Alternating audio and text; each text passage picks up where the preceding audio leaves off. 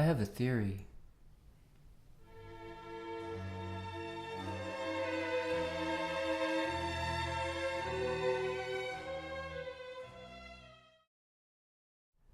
I have a theory involving the trend of sickly anorexic models that became the idealized woman at the end of the last century. This androgynous, dead-eyed fantasy stands in stark contrast to the Rubenesque beauties of the Baroque age, much less the ideals of 30,000 years ago, when fertility goddesses were represented as curvy, voluptuous women. Our current skeletal idols seem to indicate that on some level we're no longer driven to procreate. They may even be expressions of Freud's death drive, a longing to return to an inanimate state of being. Perhaps these emaciated, boyish girls are best interpreted as infertility goddesses. Sometimes, after I masturbate, I lay in bed, meditating on the tens of millions of seeds that I've just doomed to a hopeless kamikaze mission. I watch my genitals deflating and think about what a ridiculous contraption for the transmission of information this operation is, with its slapstick swelling and catapult of semen from a sac dangling precariously outside the body. It's difficult to believe that after hundreds of millions of years, the best evolution could come up with are boing and bang. The sperm beached on my torso are the unknown soldiers in a Darwinistic battle for the future. And yet within the very DNA they carry lies the blueprints for the instinct override mechanisms of human consciousness.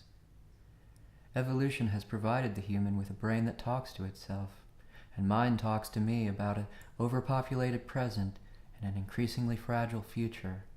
A future where not only would new life be in danger, but new life would endanger the future. But my decision not to procreate could also be an expression of the individual's subconscious desire for the struggle to end, to arrive somewhere after the long journey of history. Filmmaker Alfred Hitchcock had a name for the narrative device that motivates characters. He called it the MacGuffin.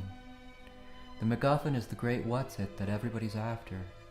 In the case of his films, it was usually money, a secret code, or a mysterious and highly desirable object, often an attractive blonde. Sometimes I wonder, what is the MacGuffin of the human story? Superficially, procreation is the biological imperative, but is there a MacGuffin behind the MacGuffin? I wonder what this life drive is driving at. New parents plan to do better than their parents, and we hope to leave the world better off than the way we found it. We tell ourselves narratives about progress happening over the generations. But if we zoomed out far enough, maybe we'd see that our so-called progress is just some elaborate Rube Goldberg sequence of increasingly convoluted mechanisms resulting almost indirectly in the achievement of something fairly simple, like the recording of the Foundation's 1968 hit song, "Build Me Up, Buttercup."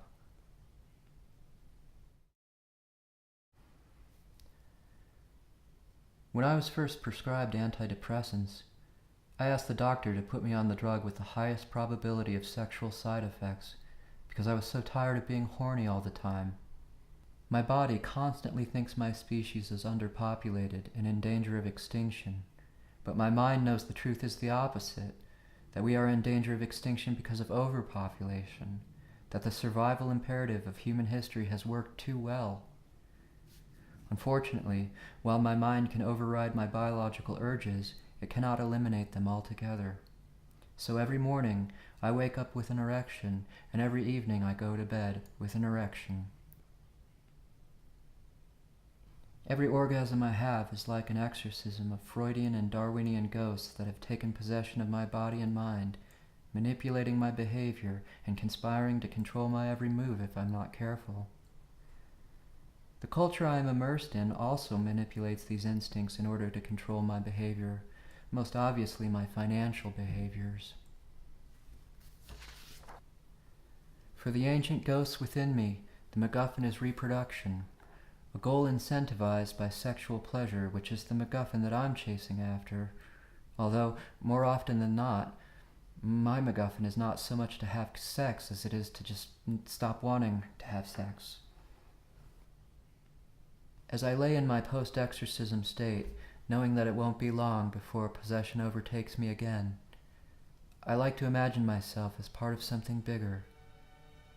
The myth of progress can be seen most clearly in our technology, which depends on this myth to fuel its narratives.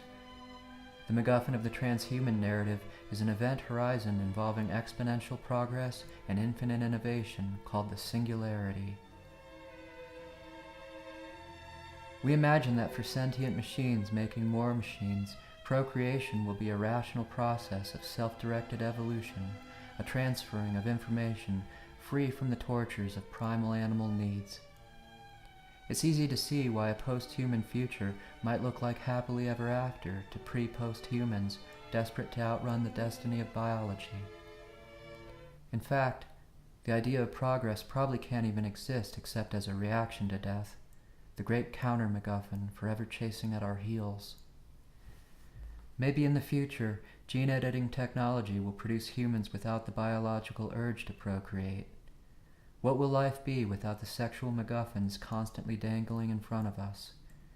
Until DNA editing science turns us into eunuch pets for machine masters, we will continue to struggle with our primal quest for the great MacGuffin.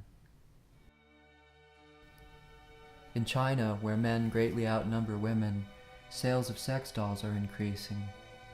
This is one way to deal with sexual frustration, but I imagine that the literal objectification of women will not be healthy for gender relations in the long run. Simulations never seem to help anyone get anything out of their system in real life. Of course, conversely, women have been enjoying disembodied robot dicks for a long time now, and it seems to be working out for them.